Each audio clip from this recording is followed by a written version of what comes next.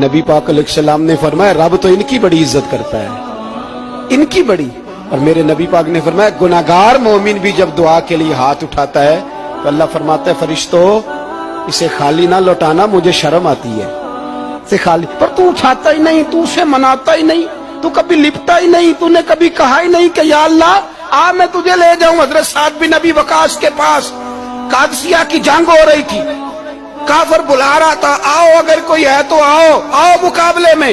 हजरत साद बिन नबी वकास ने घोड़े दौड़ा दिए, दश्त तो दश्त हैं सहरा भी न छोड़े हमने, बहरे जुल्मात में दौड़ा दिए घोड़े हमने। हजरत साद बिन नबी वकास ने घोड़े दौड़ाए, आगे दरिया आ गया, कोई पुल नहीं कोई शय नहीं। इस्लाम की इज्जत का सवाल है।